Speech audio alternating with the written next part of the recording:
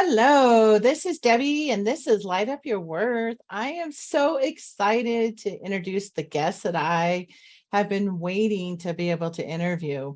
Her name is Meena Ruchi, and she is an Akashic Records Reader and a meditation instructor. She loves helping people who feel stuck or uninspired by life connect with their purpose so they can cultivate clarity and contentment. After spending over a decade seeking her own purpose and finally finding it through the Akash records, she finds great joy in bringing this magical perspective to others, helping them to find greater clarity and meaning in their own lives. Welcome. Hi, thank you for having me. I'm so excited. I loved when we got to know each other before, today's interview. Yes.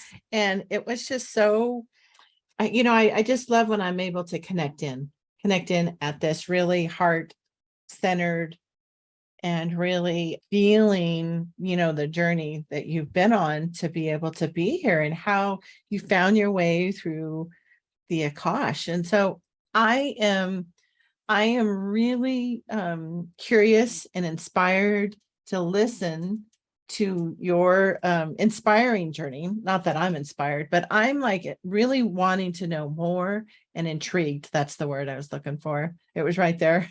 And I really would love to hear about your journey and how you got there to be able to be here Yeah. today.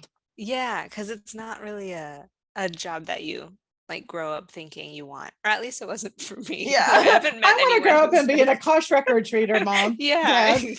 yeah. Like, what?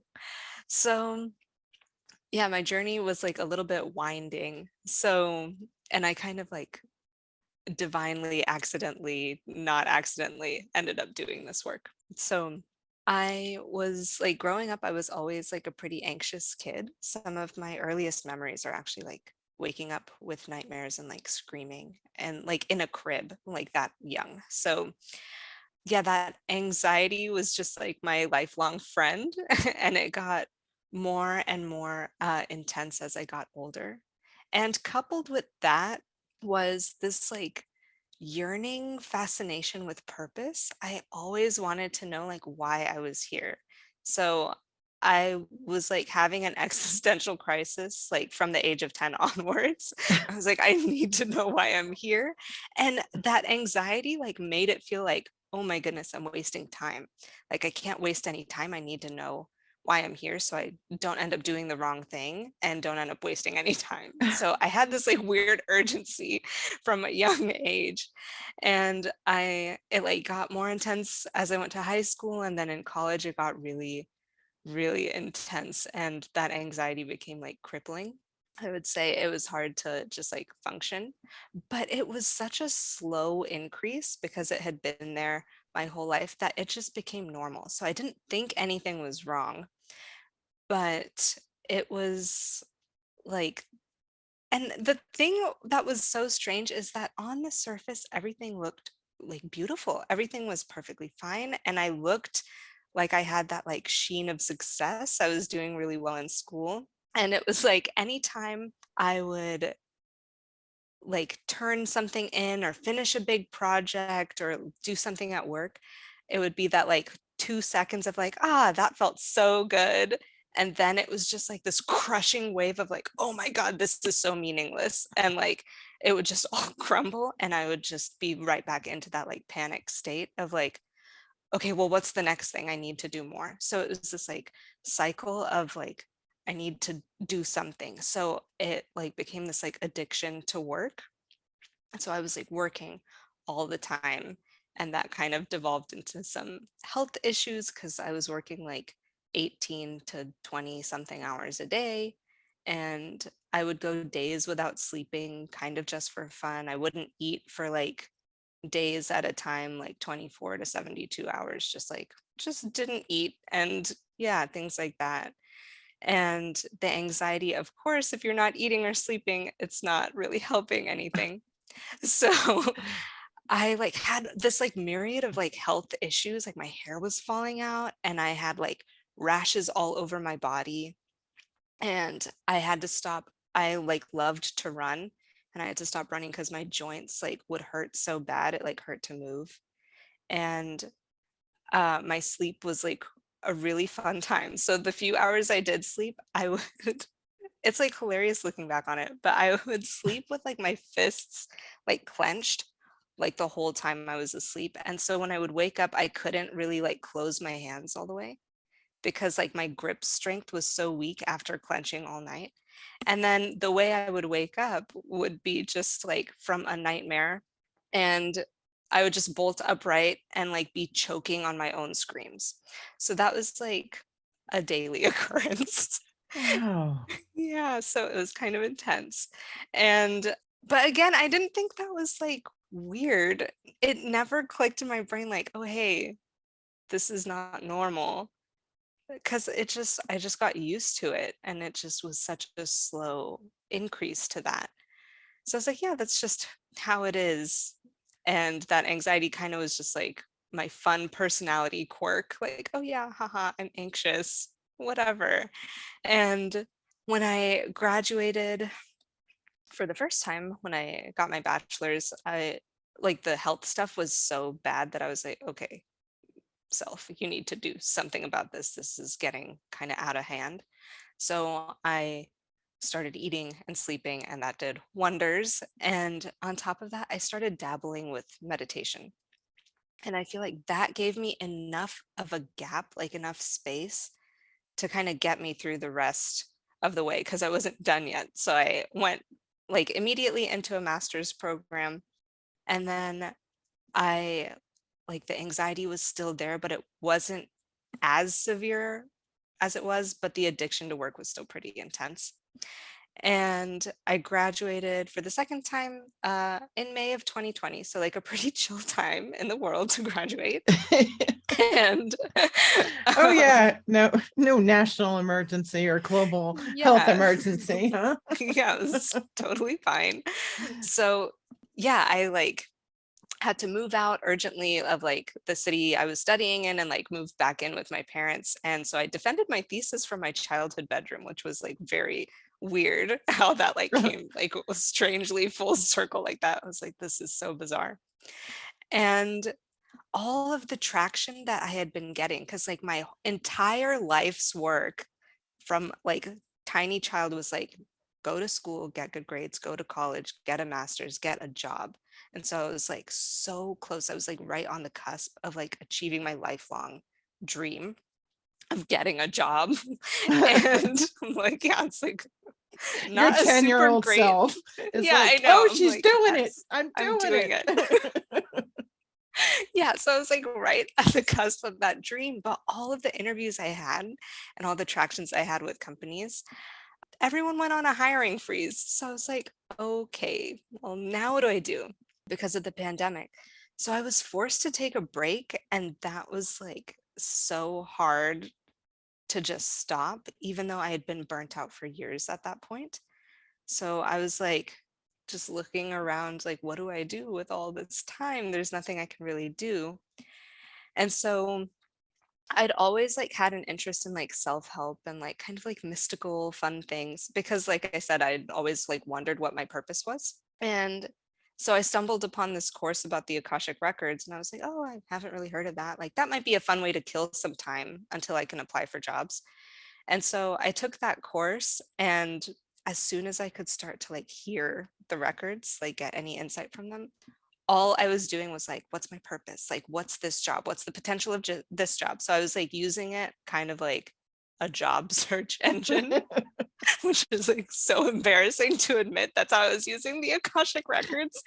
But I was like, yeah, what's the potential of this job? And like, it was so goofy. And then one day in the records, I asked the question. So the title of the job, like the jobs I was applying for, was technical artist. So I asked the records, what is the potential of my artistic career? But instead of artistic, I accidentally said Akashic.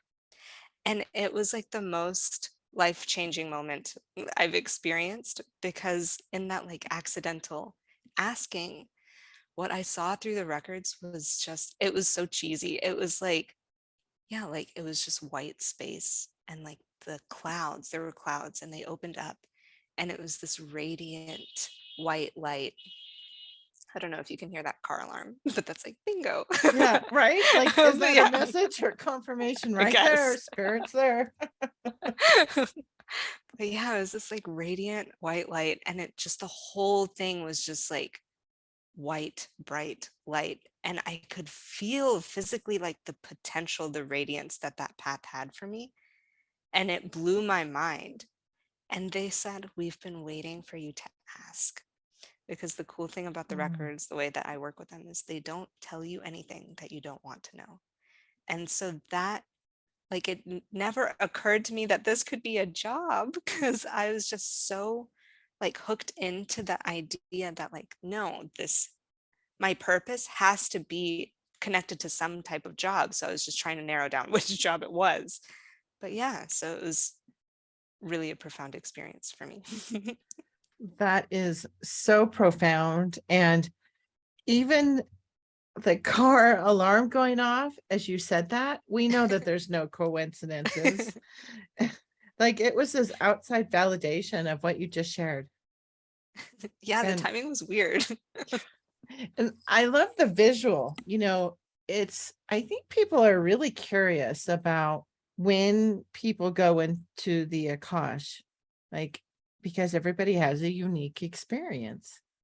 And when you go in, when you were going in and received this really profound response and this answer to what you've been searching for since you were 10, Yeah.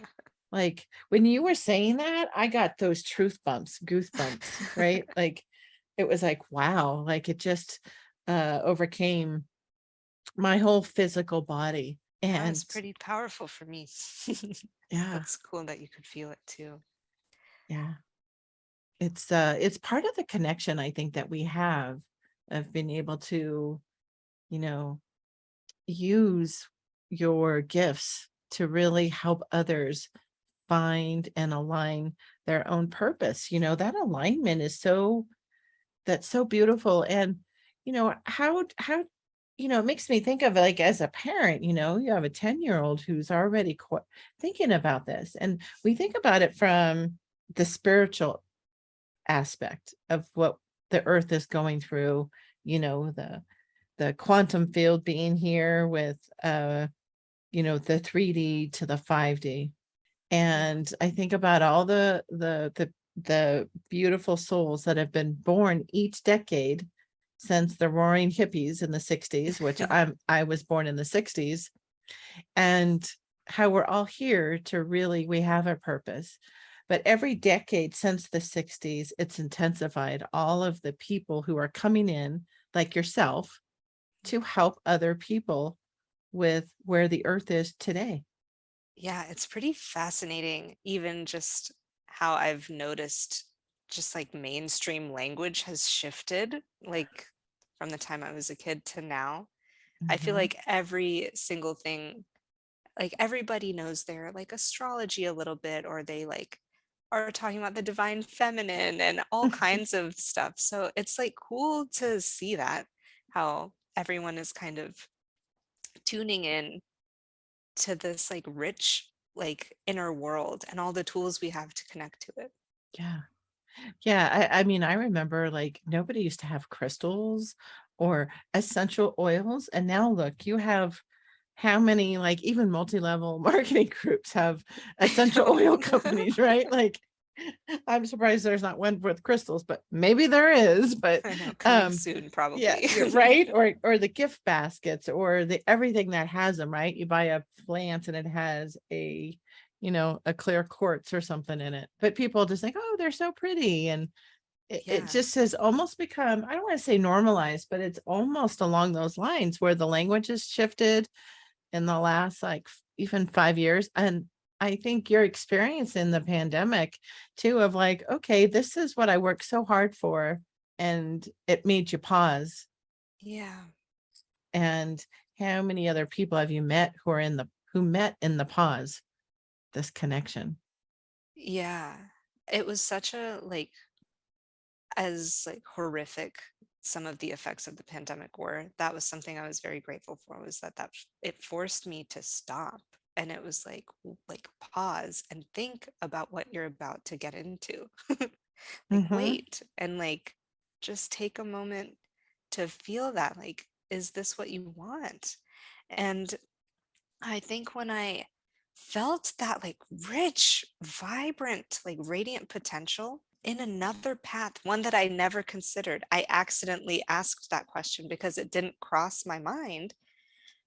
It was such a relief because now that I knew something else was there, there was a different way, that life wanted to show up for me. I felt like I could finally just say the thing that I had known for a long time, but was terrified to admit that I don't want to do this anymore. I don't want to get a job. It's not for me. And I knew that for a long time, but it was just terrifying to admit because it was the culmination of my life's work at that point. Right. So it's like Mm-hmm. that's all I was doing was studying, studying, studying from a young age. So like everyone does, you go through school and it's like you get like ushered into college. If I mean that's how my background is. It's like college was never a choice. It was like, yeah, obviously you're going to college and then you get a job and then you just work and then someday you retire, I guess. But it was almost like that was the finish line, was just getting a job and then like your whole life's work is done. You can finally just relax once you have a job, which is wild. And it's like happiness or alignment or joy and fulfillment. None of that was ever part of the conversation for me. And I think that's why I felt this like gaping hole in me the whole time I was studying because I was missing that piece of meaning.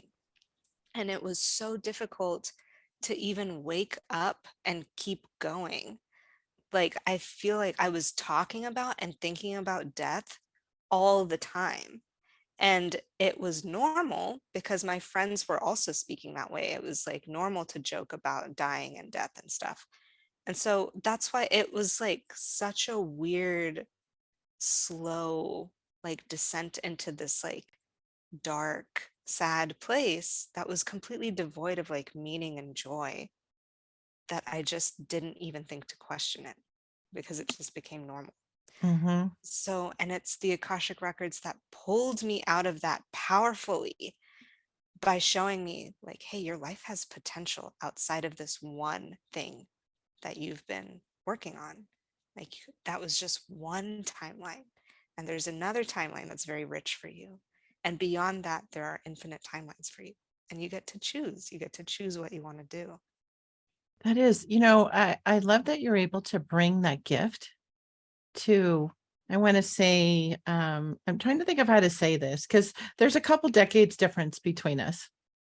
So, but and I love that you are able to like look how much of your life now that you're going to be able to have this impact because you've been able to connect in with that purpose. I mean, wouldn't maybe you've talked to your 10-year-old self? I think she's pretty like relieved. I think like all of my past selves, my young selves were just so terrified all the time that it's like, oh, thank God, you figured it out. That like one question we had is like, why the heck am I here? It's like, oh, okay, good. We can like take a deep breath and like my inner kid can just go, play, which it's like, yeah, she never did that. So it's like she's getting a chance to play now. Yeah. Oh, that's amazing. Now, how are you feeling with this anxiousness, this anxiety that you've carried with you now that you've Yeah, connected with this part of yourself? it was, that was also kind of like I think slow is kind of my natural pace.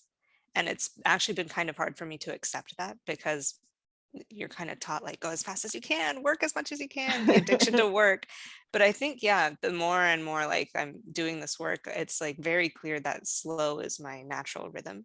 So finding like my way out of anxiety was also slow, but it like happened. And like It felt slow rather, but when I look back on it, I'm like, that was very little time that passed in the grand scheme of things to kind of like really move through that like lifelong anxiety I had. That was my whole personality, for it to just kind of be dissipated now. Yeah. It's incredible to like look back at it. But yeah, so I had anxiety when I graduated. I had anxiety when I found the records. And after I like had that like really like cinematic cheesy moment of like the light like was shining down on me, it like that's when it like my like work, my like transformational work really began. So I was working with the records a lot, reading for myself a lot, and I began like meditating more, and I would meditate in the records. And then over time, and I was working with like a teacher, and then after my time with that, my Akashic Records teacher closed, I was working, just practicing every day, working with the records. And then I noticed like, and I was calmer, but that's also because like everyone was kind of staying in. I didn't have a job. I wasn't in school. So it was easier to kind of chill out. I took like a break for the first time, which was cool. But then that like I could still feel the anxiety underneath. The anxiety just like changed its like outfit. And I was like, okay, we're not worried about school and work anymore. It was like, ooh, is this like Akashic work gonna work out for you? Like how is this business gonna work? You don't know anything about having a business. So it changed its shape a little bit. And then I was like, I'm an Akashic Records reader that doesn't really know how to meditate. That is like so bizarre. So then I found a meditation teacher, and I was working one-on-one with them. And like, yeah, they were like a spiritual coach and meditation teacher. So I was working with them, and I learned how to like meditate properly, because before that I kind of just like, I had dabbled with different types and none of them really stuck. And I had dabbled even with the apps too in college. And those I think were helpful because it gave me that space that I was talking about to kind of just like Mhm. take a little bit of a step back and kind of gain some mental clarity. But yeah, and it was through this like blend of like working deeply with the Akashic Records and cultivating a very devoted daily meditation practice. Did that like very diligently. And then I guess like 6 months after I was doing that, so maybe like close to a year after I found the records, so was working with the records, and 6 months after meditating, I kind of just like I think I was driving one day, and I was like, I am completely at peace right now. And it was like the first time I really became aware of that. I was like, whoa, that's amazing. I was like, I'm not scared right now. And it was the first time like my mind like noticed that fully just in my regular life, not in a meditation session, just like, wow, I'm not worried or stressed about anything. And it was such a foreign and euphoric like realization, because I just spent like decades of my life just being anxious all the time. So it took me a while to notice that the anxiety went away. Actually, it wasn't like it just shut off. I think it like slowly kind of moved out. And it took me a little while, like it had been gone for a while before I noticed it. And now I'm able to like hold myself in like a deeper like level and experience of calmness and clarity most of the time. And that doesn't mean I don't experience anxiety ever. Like I was nervous even to do this like interview. So it's Yeah. like, yeah, the nervousness is there in moments, but it's not my baseline level of relating to life. It's not how I relate to life anymore. So if I have an anxious moment, it's a moment and it's temporary. It's not. So it's like the calmness and the anxiety switched places, where it's like maybe in the past I had a brief glimpse of calmness, but the vast majority of my experience was anxiety. And now it's like most of the time I'm pretty calm. And maybe here and there, if I'm doing something that pushes me up against an edge, I'm like, okay, there's a little bit of nervousness, but it's not anxiety like I felt the world was going to end like it was in the past. Yeah. Well, and that's a Yeah. big distinction. I mean, we all have nervousness. We Yeah. all have moments of pushing learning something, doing something for the first time. Oh, I'm gonna go get on a plane and fly to Italy. Like we all we all Yeah. have parts of that. I think that just shows that we're alive here I think on so this too. earth experience. And Yeah. we're that spiritual being having an earth experience. And I think it's part of it. But I love how you've been able to really shift it over where the normal is the calm. The normal is this feeling that you are aligned with your purpose and being able to help somebody navigate through that. I can imagine how many people are out there now in the world who were the second half of either high school or college experience and getting close to a graduation, and everything got shut down. And then it wasn't just 1 year, it was 2 years. Yeah. And 2 years is a long time when you are getting ready to like launch into what you've been doing Yeah. up until that point. Yeah. For What sure. do I do? I mean, yeah, 2 years, it's like half the time that people were studying for their degree, maybe, or maybe the whole time they were studying for their degree, it was maybe 2 years. And now it's like, oh gosh, I have to wait 2 years. Yeah. And sitting in that waiting, I'm sure is incredibly stressful. So it's like, oh my gosh, because you're forced in that moment of pause to be like, it's so ripe for an existential crisis of like, what am I doing? What am I gonna do? What have I done? Why am I here? What's gonna happen? Like, yeah, it like that Yeah. like moment really lends itself to like panic. Yeah, it does. Now, when you talked about meditation, like you've tried a couple different types of meditations, then. So, Mhm. what type of meditations did you find for yourself? Or what did that really resonated with you on this journey and how it's now been part of bringing in the calm and the Yeah. joy? And Yeah. So the meditation I do now is like mantra meditation. So like affirmation meditation. So when I work with people, I when I work with people long term, I help them cultivate their own daily practice. So I start by kind of assessing where they're at, and then I like give them personal affirmations to use in their meditation. So it follows like the same format loosely, but then they use their own affirmation as they're going.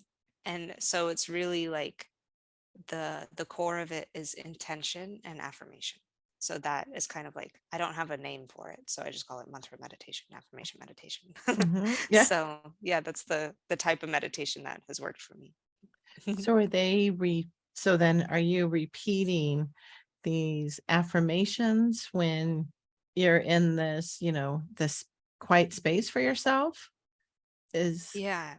like a And some of mantra almost of it, of mhm, repeating it? yeah. Mhm, Yeah, so some of them, like some people that I work with, I give them Sanskrit mantras, and mhm, then some of them are in English, and so it just depends on, and are more like an affirmation. So it depends on where they're at and what their journey calls for in that moment. But yeah, so it is like kind of arriving in that quiet space and doing the things that you do in most meditations: sitting, breathing, witnessing, being. And then when you get to that moment of stillness, you invite in the mantra or the affirmation and you repeat it very mindfully. But it's not, just keep saying it again and again and again. It's like, it's very intentional the way that you work with the affirmation. It's not just repeating it just for repetition's sake. So yeah, you're kind of playing with it, you're feeling mhm. it.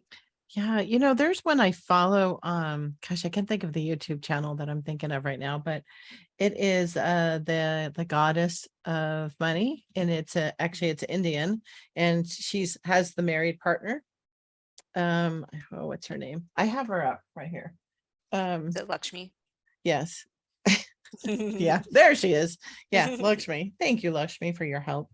And she does that. She has a really simple mantra, right? That you can go, and when I think of those mantras like that, like it's such a beautiful tone, and I just find myself like it brings a lot of calm Mhm, into my life, and hers is, of wealth, really.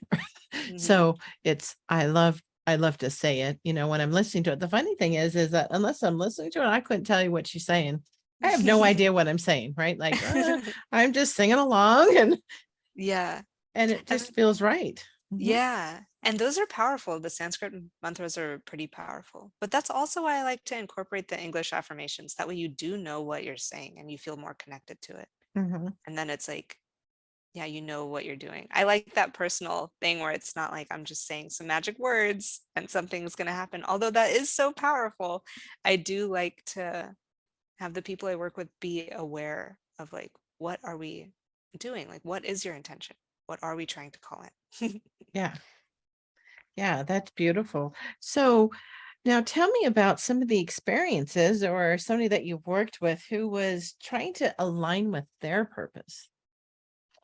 Like, what's that process that you go through to help them, to be able to cultivate it or kind of navigate through that, because I think having clarity and meaning in our lives is so powerful. So how do you help them? How do you help your the people that you work with navigate through that?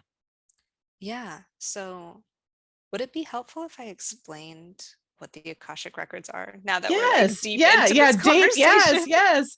Yes. Listeners are like, yes. What are you talking about? What are we I even want to talking hear about? more. Sure. Okay. So the way I like to describe the records, the Akashic Records, and I'm sure like in the notes or something, you'll see how that's spelled. It's like a unique word. The way I like to describe them are the Akashic Records are the subtle energetic imprint of everything that has ever happened, everything that is currently happening, and everything that could possibly happen in the future. So it is like the compendium of infinity and eternity. So one might naturally wonder, like, well, what does that even mean? Like, what are you even talking about? So the way that I like to imagine it is if you like, and you can even, if it's safe, you can close your eyes and picture an invisible library in space. And this library has books on every subject you could imagine, including you or your own essence or soul. In an Akashic record reading, it's as though we're checking out the book on you. And you have this like opportunity to ask questions and receive insight from this elevated perspective. So some people call the Akashic Records spiritual Google. And that's because you can almost ask questions that you can't really Google, like, why am I here? What is my purpose? What are my gifts? How am I meant to serve? How can I improve my relationships? And things of that nature. So it's this like beautiful Q&A session almost. That's the way that I work with them is whatever you can ask any question and we may or may not get a response.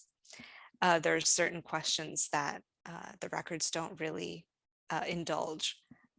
And those are questions like, what should I do? There's no shoulds in the Akashic records. And they don't really answer yes or no questions either, because there's infinite possibilities. So yes and no are a little too limited. Yeah. And they really respect your free will and your autonomy as a human being. So they're never going to tell you what to do. But we can ask questions about the different potentials of options that are available to us and feel into like, what would this like option A feel like? What's the potential of that? What's the potential of option B or C, etc.? And after you get this like perspective from the records, you feel more empowered to make like a decision based on this extra insight, like a bird's eye view that perhaps you wouldn't have thought of before. So they empower us to make clear, aligned decisions by giving us a different way of looking at things. So Oh, yeah, that's that's what the records are as I yeah. perceive them. I really like that definition of it, because you also bring in that your own free will, which is so important with everything that we do, and that, you know, no yes or no question. So now when you begin with somebody, are you bringing them more into like doing a brief meditation or connecting them in to source, and then they're asking the questions in So a session? yeah, so I advise like the people I read for, my clients, to just spend 10 to 15 minutes sitting quietly. And I do actually, like, if you have a reading with me, I send you a recorded meditation, a guided meditation, and you Mhm. can keep that forever. So it's like a little intro to the style of meditation I do. But yeah, you can use that relaxation meditation before to kind of just clear your mind and arrive in a calm state, because the records respond to your energy. So, and consent is huge with the Akashic records in the way that I work with. So, again, even with me, they didn't answer a question until I asked. So, it's the sessions are very much driven by the person who I'm reading for. Whatever you ask, that's like the direction we go. So, I know some people are kind of scared to go like get readings and like dabble in this like in the woo because they don't know what they're going to get. But that's what I love about the Akashic records, is that it feels very safe and protected, because only what you ask are we going to get into. But to answer your question, yeah, you can meditate beforehand, and I encourage them, the people I read for, to, if they have a list of questions they want to ask, they can think about those and bring that to the reading. Mhm. But it's kind of like I'm doing the heavy lifting. So really, it's not up to you to be in a super connected, clear state. Like that's helpful, but I'm opening your records on your behalf with your permission. So it is like I take a few minutes to open the records. And after that, it's super conversational, just like this, actually. Mhm. So they just ask questions and then I kind of translate. So I might pause and listen to the records and then just tell you how they respond. Yeah. Oh, that's really fascinating. As you were talking about that, I was like, "Oh, I want to ask a question," but we didn't talk about that before, but I was like, "Oh." Cuz I'm sure that there's a lot of people who have been in the same spot that you were, right? Like of I've been going down this path of what was the more traditional Yeah. route, and it doesn't resonate. Or maybe they didn't go to college. Yeah. They decided not to do that, but now they're like, "What do I do? Is this like, do I go after my passion? How do I translate my passion into like I can move out of mom and dad's basement," Hmm. right? Like there's these connections that have to be able to have, because if you feel aligned, you work your way through Hmm. any possible Yeah. scenarios. It's easier to do the hard work when you like what you do, Yeah. you Yeah. know? So it's like Yeah. it's easier to kind of use your own motivation and drive to make something happen, even if it's Mhm. challenging, if you actually want it. Yeah. And I know earlier you were asking, like, how do I actually help people connect to a sense of purpose or meaning or clarity? How does that actually work? And it's not that I'm telling you what job to go get or what to do in your job. That's not really what we're necessarily exploring. Like, of course, you can ask, like, what's the potential of staying in this job? And maybe something will come through. But what I really like to get to work around, to work with in a session is, what are your gifts? Why are you here? What are your like innate natural superpowers? And are you using them in your day-to-day life? Is the job that you already have, is there space inside that for you to bring the value you have to that role? And if not, then the next question to ask is, well, what can I do at my job? How can I shift and move around? You know how much wiggle room you have in your own work. to be like, well, if I have an innate gift of speaking and I'm not really connecting or speaking to anyone, is there a project I could help with that involves more connection? And it's not like you have to uproot your whole life and throw it all away like I did, you know? And in fact, that's why I love this work is like you don't have to get to the ends and beyond of burnout to find fulfillment. You can stay in your job and enjoy the safety, protection, and dependability that it offers, the stability, and bring like your own value to it and cultivate fulfillment, cultivate meaning in the work you already do. But to do that, you need to know it's like about cultivating deeper self-awareness. What are your gifts? How can you use them? You know, and knowing those things, it's so powerful. It is knowing your gifts. Like I'm emphasizing it because it is very powerful understanding your gifts. I don't think I would have started this podcast actually if I didn't realize that one of my gifts was that I'm always curious about people Yeah. and how they got here, you know, whether they have a partner, like, how did you guys meet? I've asked everybody I know, how did you meet? Right? Like, I'm always fascinated by people's love stories. I'm always fascinated in this realm of spirituality. You know, it's such a big continuum of it. Yeah. And how people found their way here and how they're serving others, you know, their Yeah. journey through this and now how you hold the space for others. I think it's connecting that with, yes, this is your one of your gifts and step into it. Just do it. Yeah. Yeah. And I think, you know, it's no accident that you have this podcast, right? It's like you knew Uh-huh. what your gifts were and you intentionally created it. You like, you knew what you enjoy doing and what you're good at. And you found a way to like nurture that and bring those gifts through.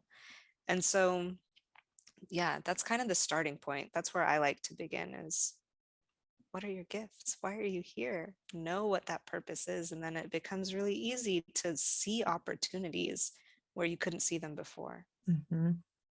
Yeah, I think that's really helpful when you work with people because sometimes we need, I mean, we're responsible for our own healing and finding our own way, but we need, I call them tour guides. You know, you need others who can see something, your blind spots that you simply cannot see. Yeah.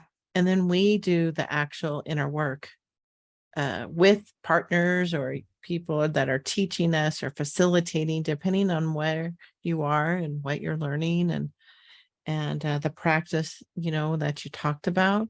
So now, how would I know I follow you on Instagram because I enjoy your lives, but how can or you know, what are you offering now to people and how can people find you, connect with you?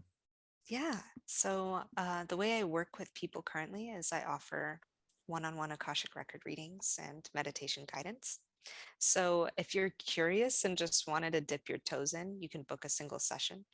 And then if you like it and you want to go deeper and really cultivate your own daily practice, and if you have lots and lots of questions that can't fit into one reading, then I also work with people over longer periods of time. So you can do 5 readings over 5 months. And in between, I'm emailing you and talking with you, and I create custom like Akashic meditations for you that are like affirmation tapes almost that are channeled from the Akashic records. So they're very unique and personal.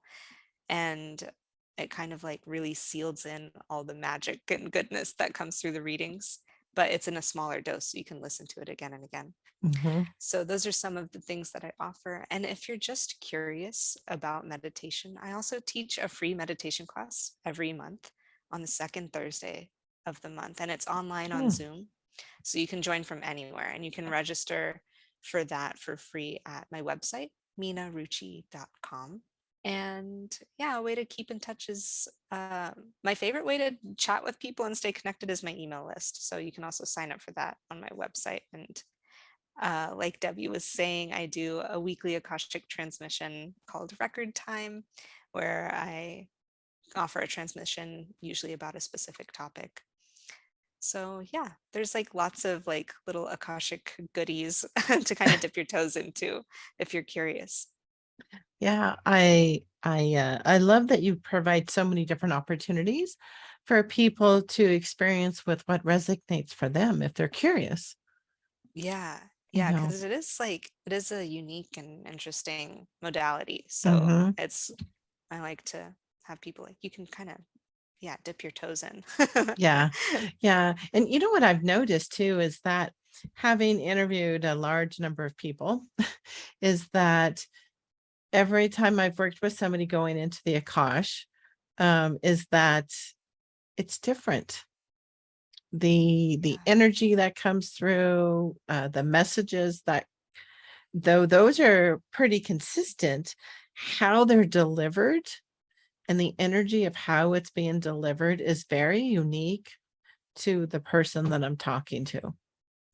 yeah, I've noticed that too, and I think it's so cool. And it just feels like, oh, there's so much room for like all of the healers and practitioners and Mhm. record readers, because then it gives people the opportunity to find someone whose style they like, their way of speaking that they like, or their energy they enjoy. So it's like you can get the same like goodness, same message in a way that you really enjoy. It doesn't have to be like, I don't know, rigid or whatever. It Mhm. can, yeah, resonate on like a personal, stylistic way too. Yeah, I think it's really important. And it was one of the, when I began the podcast, one of the things I thought about was that, they've, if they've heard of Akash or not heard of them, or have had a reading before or not, is that to understand that there's discernment in who we feel connected with. Yeah. And why I could have you on, I could have another amazing guest on, and why one might resonate with you, and you and I could be exactly the same, have the exact background, which is not going to happen, but we all come to where we are because of our journey, our growing up, our life experiences, our education, and our Yeah. training, whether I have, 25,000 hours behind me, right? Or, or 500 or 20. I've actually can tell the different energies of when I've worked with somebody. And so, you know, things feel they feel different, all good, but Yeah. all very different experiences. So I'm so glad that you're here helping people and that you are in line with your purpose, and that 10-year-old girl that's inside of you, that inner child, is out, doing this little happy dance and Yeah. For sure. yeah. So thank you so much for joining me and sharing your gifts to the world. And I just feel very blessed that you are here. So thank you, hon. Thank you so much. This was such a treat to spend this time with you. Thanks for having me on. If you enjoyed this Light Up Your Worth episode, be sure to share with a soulful friend who needs to hear this message. Thanks so much for listening and being part of the Light Up Your Worth community. My heart is full of gratitude for you. You are my inspiration to shine the light of spiritual, heart-centered women. Now go out there and shine your own light. Sending you sunshine.